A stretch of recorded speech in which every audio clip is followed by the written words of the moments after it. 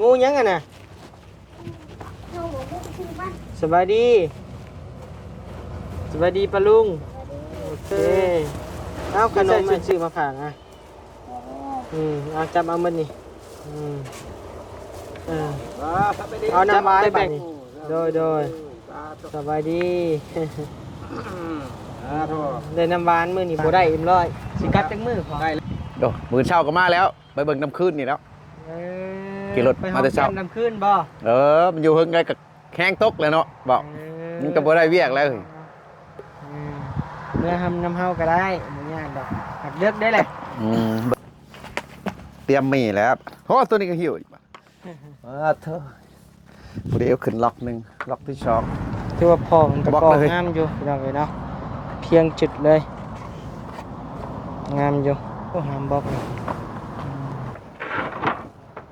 แมวเจ้านี่ใส่ปะน้ำเพลินมาโชว์ตลอดเลยอุ้ยพี่น้องเลยส่งน้องใส่ผ้าเพิ่นใช้เบิ้งนี่ว้าวผู้มักขนาดนะตัวใส่เบิ้งอันเอาขึ้นดีๆเบิ้งไอเจียน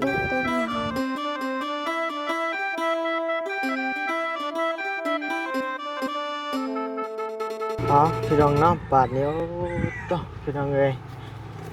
เปิดคลิปเปิดภาพมาบาทนี้พี่น้องเลยเนาะมาอยู่เงินอยู่ซ่านน้องสายฟ้าคือเก่าคือเดิมเด้อพี่น้องเด้อเนาะมาเยี่ยมมายามเพิ่นอีกเทื่อนึงนะพี่น้องเนาะมาอัปเดตเพิ่มเติมให้พี่น้องอีกเทื่อนึงก็ว่าแม่นนะพี่น้องเนาะช่วงนี้ก็เห็นแต่บ่นิวอยู่เงินน้องสายฟ้าเด้อพี่น้องเด้อเนาะบ่ได้ไปทางใดพี่น้องเอ้ยบ่แวะเวียนมาเงินสายฟ้าทูมือทูเว้นพี่น้องเลยเนาะก็พี่น้องเลยมื้อนี้ก็คือว่าบ่มีไผพี่น้องเลยเนาะบัดนี้ก็เดินทางมาผู้เดียวนะพี่น้องเนาะคือว่าเห็นบ่าวพัดไส้เนาะมาก่อนหมู่พี่น้องเลยขี่รถจักรมาแต่เช้าผู้บัดนี้ก็มาสวยๆแน่พี่น้องเลยเนาะมื้อนี้มาสวยแน่เพราะว่าไปเสริมหล่อมาพี่น้องเลยเนาะเสริมหล่อมาตัดผมซักเครื่องซักเสื้อผ้านะพี่น้องเนาะไพ่น่ะFC พี่จักอันนี้พี่น้องเอ้ยยัน FC น้องเสื้อผ้าพี่จักเนาะคือว่าเป็นจอบๆแนมๆอยู่นะพี่น้องเนาะลมพี่น้องเอ้ยมื้อนี้เนาะถือว่าเข้ายามหนาวแบบว่าสุดยอดแล้วพี่น้องเอ้ยเนาะถือว่ายามหนาวฮอดยามหนาวแล้วเรียบร้อยพี่น้องเอ้ยเนาะเต็มระบบแล้วเดี๋ยวเสริงไม้ก่อน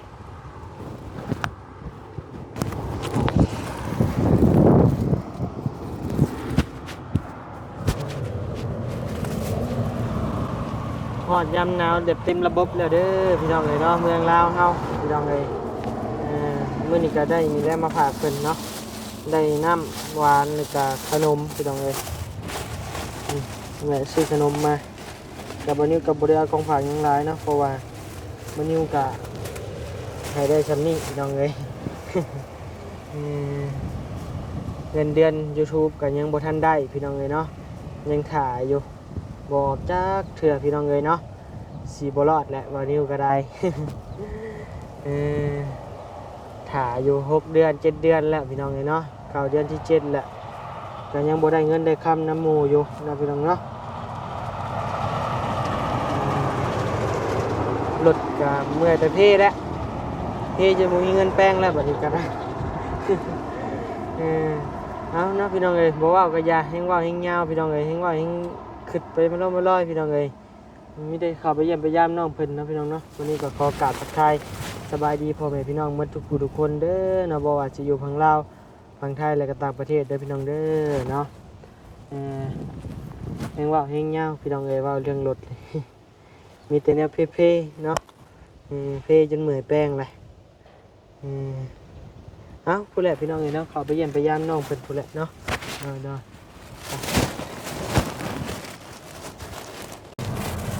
สายบาทพี่น้องเลยเนาะ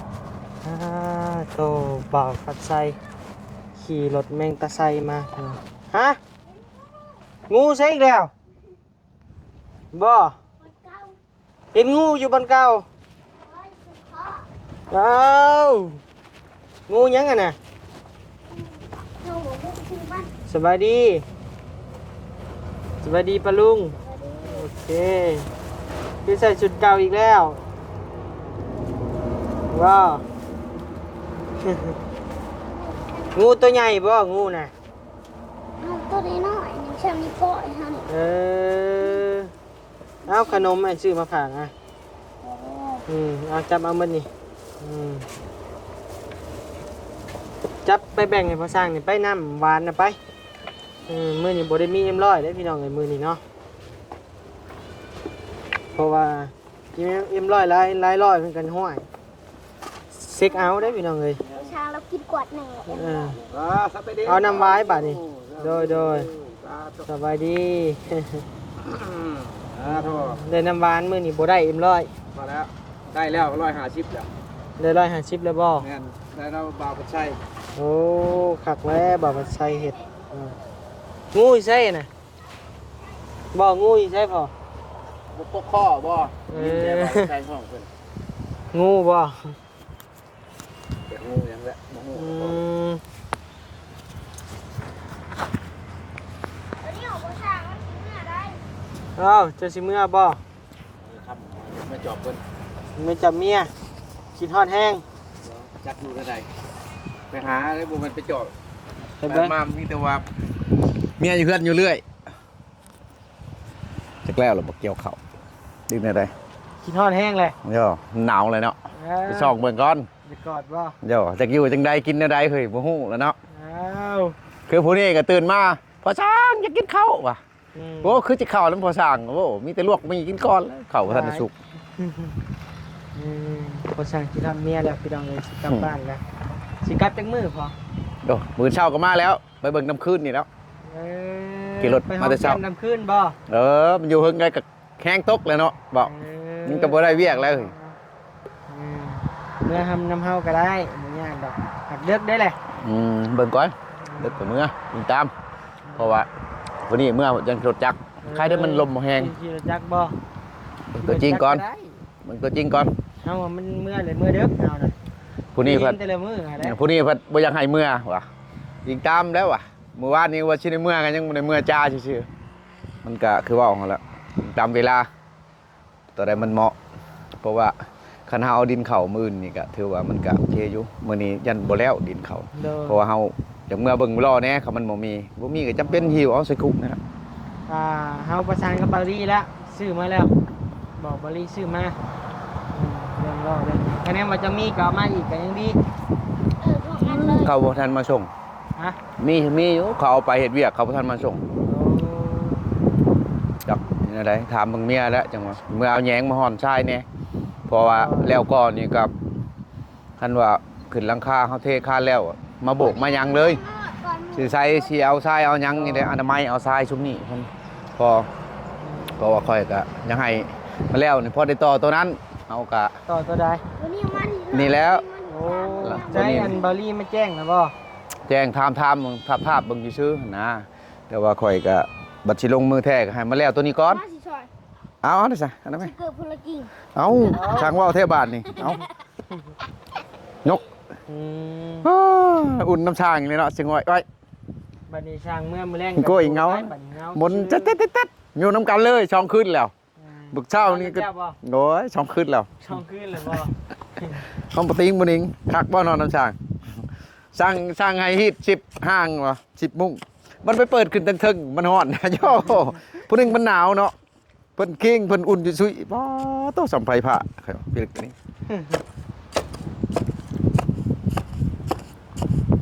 ฟังจังกี่ทำบ่าวพันชัยกับบ่าวนิวจะกินฮอดไผแฮงพี่น้องประชองนะบอกคือสร้างอะไร รู้แล้วกะ สร้างก็คอยอยู่แล้วบ่มายามบ่มื้อนี้ว่ะ กินฮอดเฮาบ่สั่ง โยกินฮอดเลยเนาะ ว่าสิบ่ได้มามื้อนี้มาสวยแน่เพราะ บ่ ว่า อยู่แต่เด็กน้อยก็แม่นนี่ดอกมันผัดบ่อุ่นได้มันคือมีหมูมีหยังมีผู้ปากผู้เว้านำกะเฮ็ดเวียกมันก็ม่วนไปนิดนึง โดยหมวกข่อยบ่น่ะ อื้อหือ โอ้ย แล้วบริมาดิ โยนี่เขาว่า ตัวกันแล้ว ไป เขาว่า เซ็น จอบ มา จอบร้อยโรงพยาบาลว่ะนี่แหละเขาว่าคนจอบร้อยโรงพยาบาล สบายดี เนี่ เลย โอ้ย เวลาเราบ่มาวันเราใส่ผ้า ตอนแรก ก่อน ว่า ก่อน คิดว่าสิบ่มาพี่น้องเอ้ย แม่น ไปตัดผมแล้วก็สักเครื่องสักของเครื่องก็ยังบ่ได้เอาช้ำเนาะ คือจะว่า เก็บสักเกี่ยวก็แล้ว แม่น มีผู้บ่าวมาใครเนี้ย บ่ อุ่น ได้ นะ เอาช้ำ คือใหม่ผู้สาวสักให้ บ่มีนี่แหละเห็นได้เลยจ้ะมันบ่มีโดย มันจะมีอ่ะ เมียก็บ่มี เดี๋ยวมีจะมี อืมมันลดบ่มี เห็นบอกกระทำสั่งยังตอบว่ามือเมียอะไรบ่วะเมื่อนี่สิมือหาได้ป่ะมือหาเมียบ่อ้าวมึงเถอะมันบ่อยู่ได้ใช่บ่ไปหาซะก่อนโทรศัพท์ก็บ่ได้มีประสานกันโทรก็บ่ได้ อืม จนใส่แบตน็อกแล้วถึงไหนแล้วอันใดมือเบิ่งละชมขำเมื่อยก็โยกปงหัวมันก็รับแล้วแหละ สายฟ้าลูกคล้องอยู่เนาะ ใช้ไอ้นิ้วเด้ไอ้นิ้วเด้อยู่ เพิ่นบ่ถามจะได้ก็ แค่ ถาม หาอยู่เพิ่นแชทหาเขาอยู่ข่อยว่าบ่ได้มาข่อยว่าเออ อันนี้บ่ได้มา แล้ว ว่ะ โอ้ เอย อ ว่า ดี แล้ว แล้ว อยากแล้วงานแล้วก็เลยว่าโอ้ยมาจอบเพิ่นก่อนว่าซั่น น้ำการ ทีมงานอยู่ผู้เว้นใครมาว่ะ เออ บ่ตอกบ่ต้าว่าสิมากับบ่มาเลยว่ะบ่ เพิ่นทางถามดอกเพิ่นบ่ได้ก็คิดว่าเห็นรถเพิ่นก็ว่ารถคือรถเจ้าได้กลายขึ้นไปถึงเพิ่นสิแหวะบ่นี่คือมาแต่เพิ่นแท้มื้อนี่ว่ะ เออ มาถามผู้นี้ก็ว่าบ่แม่นบ่ว่ะคือว่าคือกายพลานคือว่าเจ้าขึ้นพลานมาได้มื้อนี้อย่าว่าตอนแรงบ่ว่าจังสิลงมาแหวะวะคล่องอยู่หรอกมันคือกันอยู่ในรถนี่ต่อแต่เฮาบ่ได้เบิ่งปะ อยู่ข่อยฮ้อนอยู่ข่อยหาบ่เห็นกับใจกับใจ หมอเกี่ยวกับไปขี้ดินนะเนี่ย ฮะ หมอวันนี้ต้องไปขี้ดินว่า โอ้เจ้าก็เก็บให้แล้วล่ะ เขาเก็บขี้จะไม่ว่าใช่เลย เจ้าอนามัยขี้เหนียวไม่ได้ใช้ขี้เหนียวจังเด้กระสอบ เก็บ ใส่ เงียบ่มื้อนี้ ใส่กระสอบได้มื้อนี้ บนรถบนรถจอด บ่รถบ่นิ้วก็เก็บมันบ่ เลย เออก ระสอบปุ๋ยก็ได้ บนรถคอ โดยเก่ง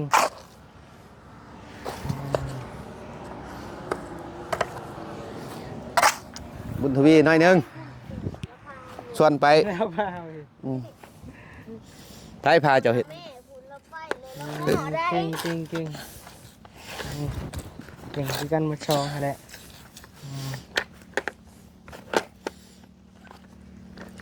สั่งเมื่อมื้ออื่นเช้าไผสิหนึ่งข้าวให้เจ้ากินหนึ่งเองแล้วนะเฮ้ยเอ๊ะเตรียมมีแล้วโอ้ตัวนี้ก็หิวอีกบ่เธอผู้เดียวขึ้นล็อกหนึงล็อกที่สองเอาบล็อกเลย พอดีมาคู่นี่ประมาณ4คู่แล้วก็แล้วเลยเนาะพัก แม่ ผ่อน น บ่ พักผ่อนเลยแหละมันมีแห้งเอาดินเขากับชายผ้าเนาะชายผ้า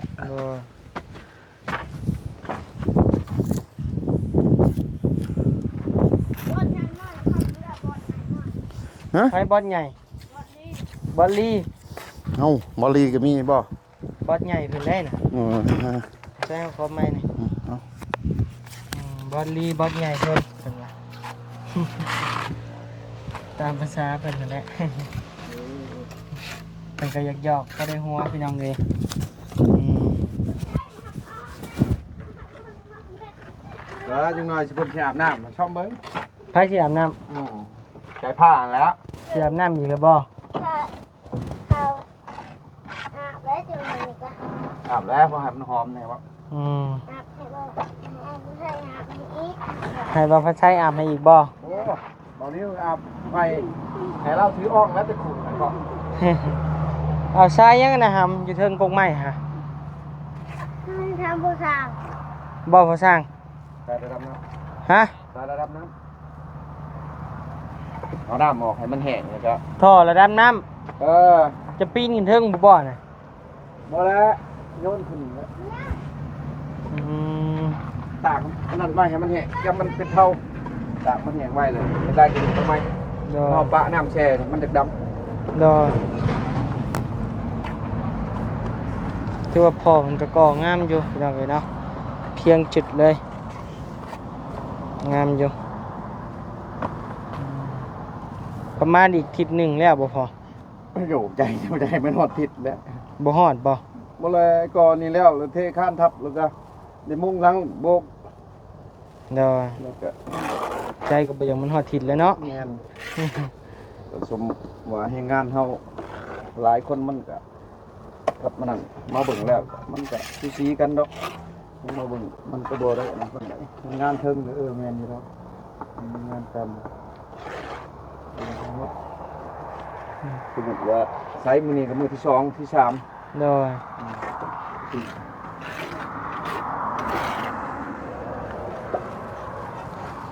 เฮาก็อัดเสามันมีเสาไว้แนวนึงมันง่ายบนจึงใส่เสาบ่ได้เฮาบ่คัดกันเฮ็ดตามรูปมุมบ่ได้ โดย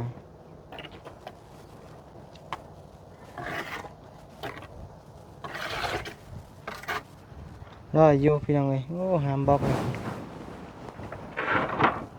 แมวเจ้านี่ใส่ปะระวังมันก็มาชอตลอดเลย มันหมักสอแมวนี่ฮะ แต่จริงเฮาบ่ได้กินหยังก็มาชอกัน แมนหมักเพื่อหมักลิ่นหมักหยอกแมวน่ะ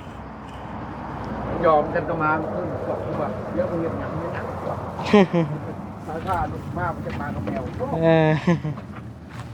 ฟังลูกแล้วเข้าบ่อยู่นี่น่ะ เด้อ เข้าไปนอนใน เบิกบัดนสิพาเราเบิกพี่น้องเอ้ยฮอดขันได้แล้วเนาะตัวสูงเติบเลยแล้วก่อก็ได้พี่น้องเอ้ยได้ละ2 เมตรเม็ดกว่า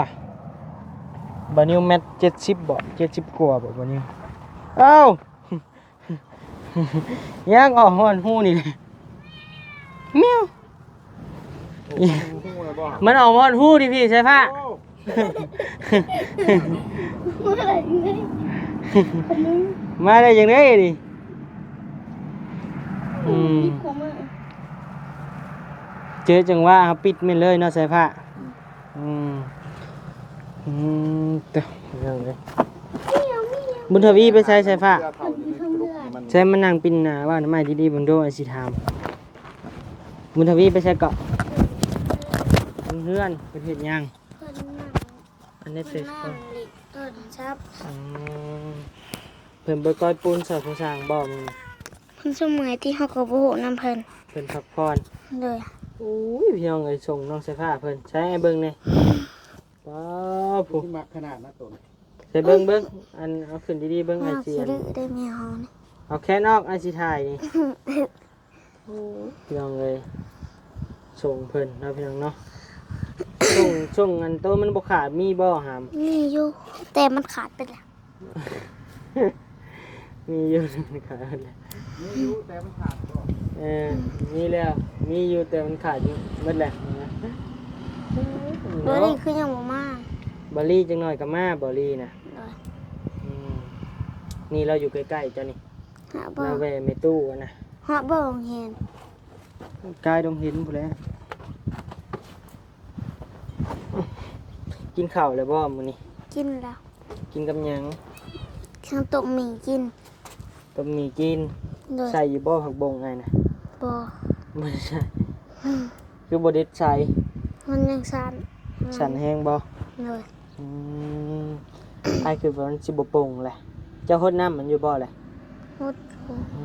เราส่งน้ เอ้ยเอาน้ำตัวนี้น่ะเด้อฮดมันเด้อหำเด้อตัวอัน ำได้ อยู่ในหน้องน้อยๆนะเจ้าฮะ มันจังมีวิตามินมัน เลย จะเห็นงูใหญ่บ่กิน นอนน้อยๆเดี๋ยวนี้ก่อนนี่แหละ ตายบ่จะตีมันตายบ่ บ่ ปล่อยมัน เลยไอ้บนไส้เล่าให้เฮาเบิ่งคลิปดาวแล้วเฮาไอ้เฮานอนอยู่พี่เฮานอนอยู่พี่แล้วเอิ้นเฮา จังหน่อยเพิ่นตกลงมานี่ก็ขึ้นบ่ได้แล้วนี่พี่น้อง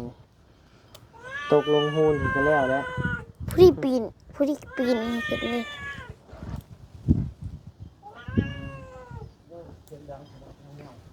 เอามันขึ้นไหมครับมันไปใช่เลย ขึ้นลิฟต์เขาอยู่ วิทย์เขาได้กินละ นั่นจะกินข้าวบ่ คิดดูพี่แล้วเหาะพี่แล้วพี่แล้ว เขาได้ขึ้นแล้วบ่ เดินเหาะพี่แล้ว อย่างนั้นเดี๋ยวมันออกทางนั้นเดี๋ยวออกทางนั้นเองมันมื้อนี้บัดนี้ก็มาช่วยพี่น้องเอ้ยเนาะไปตัดผมสักเครื่องพี่น้องเอ้ยก็เลยเอามาช่วยในน้อยหนึงตอนแรกว่าบัดนี้สิเข้าไปหาน้องเทพนะพี่น้องเนาะแต่ว่าน้องเทพเพิ่นไปโรงเรียนมื้อนี้ก็เลยว่าบ่ได้เข้าไปพี่น้องเอ้ยน้องเทพเพิ่นเข้าโรงเรียนไปก็สิบ่พอเพิ่นเนาะเพราะว่าบัดนี้ก็มีข่าวดีสิไปแจ้งน้องเทพอยู่นะพี่น้องเนาะนำบานิวรอเบิ่งรอติดตามชมไปนำกันพี่น้องเอ้ยสิมีข่าวดีอ่ะเนาะ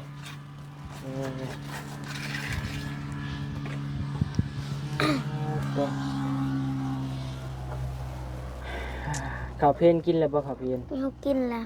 กินแต่หมีฮะ เลย ต้มแต่หมีกิน เลย อืม มี มี แนว ใคร กิ เนี่ น ยเขามาเยี่ยมมื้อนี้มีแต่บ่พัดไส้บ่ เลยคนเดียวแล้ว บ่ต้าบ่ยังบ่มา เลย อืมเด้อเย็นเนาะมื้อนี้เนาะลมออกบัดนี้ก็จะเป็นไข่เนี่ยเรื่องอะไรเป็นหวัดเนาะอืม แต่เศร้าคือจะปวดที่ข้างพุ่นนะ เจ้าบ่ ก็มาเศร้าเลยว่ะเป็นน้ำอากาศ เจะเป็นได้ไดเนาะ จังหวะปวดมันกระโตก็เช่นกันเพราะว่า ผู้สร้าง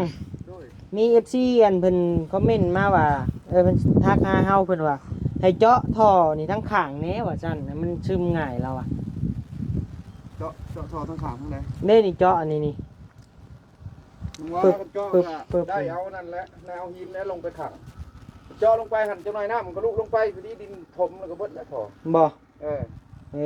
อ ถือว่า อย่าเล่นมันเฮาได้ทมเลยเด้ ฮะ บ่เจาะก็ได้เฮาทมแหละ มีแต่เอาหินลงไปขังหันพอได้หันยันน้ำข้างบ่เรียกว่าน้ำบ่ไหลออกหรือว่านั่นไง จังหวะ เจาะออกไปผัดมันเบาเรื่องระบบกันต้องเลยจึงเจาะได้บอกขอโทษทุกท่านจะน้อยน้ำไหลออกไปเก็บกินยกยังบ่ได้ เด้อ เสียนั่นเลยเก็บ เด้อ มีแต่บิดจมบิดนะใส่บิดจม มีแต่เฮ็ดตามวิธีที่พอเคยเฮ็ดนั่นแหละที่มันดีแหละ นี่มันจะเข้าดูเนาะมันมาเห็ดกันต้องแต่เอาทานแห่ทานใต้เนาะ เด้อ เป็นแนวมันจะพอนะก็ได้นะ เอาพานมาปิดนี่ให้แมวลงไปพอดีแมวขึ้นมาได้เลย โอ้แมวขึ้นบ่ได้ดีแท้พาบ่ปิดแมวก็ขึ้นบ่ได้ พอดีน้ำทั้งเข้ามา เขาขึ้นได้แล้วขนาดลงนี่ กันทางไห้มันออกมีแต่ยอดดินยังมันใช่เลยต้องกันมันคุณ โอ้ ตัวมิตรหน้ามันขึ้นหมดไปยุ่ง ต่ำ ก่อนแล้วจะเป็นโน่เลยพอดีก็ฝักแบบว่ามันสะอาด เด้อ คือของก้อยนั่นก้อยเฮ็ดนี่คือว่าเอาคุมข้างในเลยบนของเงินครัวเลยคือว่าใส่น็อตทองเรียบร้อยคือว่าเป็นฐานเป็นหยังข่อยใส่ท่อเก็บอยู่ทั้ง เด้อ เป็นหยังคือว่า ๆก้อนขี้นี่มันก็มี คือว่ามันบ่ลงมันเต็มหลายปี ก็เต็มจะเดือน เด้อเอาเนาะพี่น้องเนาะบัดนี้บ่นิวก็สิได้จบคลิปเพียงซะมีเด้อขึ้นมาไว้ครับขึ้นมานั่งดีๆไว้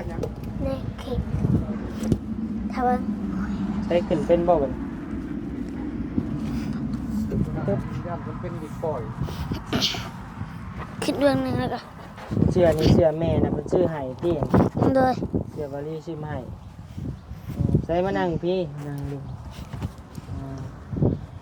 จะ หนัง สิ ล ได้ งสิบ่ จบคลิปนี่ได้บัดนี้ได้ หนังลง เอาเนาะพี่น้องเนาะบัดนี้บ่นิวก็สิได้จบคลิปเพียงซะมีเด้อเนาะขอบมกขอบใจนมมือขึ้นหามขอบมกขอบใจผู้รักผู้ใหญ่ใจดีเมื่อทุกท่านที่เข้ามาสงสารเมตตาน้องสายฟ้านะพี่น้องเนาะบัดนี้ก็ขอบมกขอบใจแล้วก็ขอบมกขอบใจอีกเทื่อนึงที่เข้ามารับชมคลิปบ่นิวโดยตลอดมานะบัดนี้ก็ขอบมกขอบใจขอให้พ่อแม่พี่น้องเมื่อทุกคู่ทุกคนอยู่ดีไม่แห้งความเจ็บบ่ให้ได้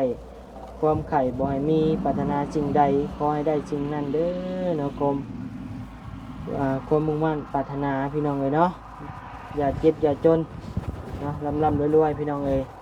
เอาพี่น้องเอ้ยเนาะบ๊ายบายสบายดี สวัสดี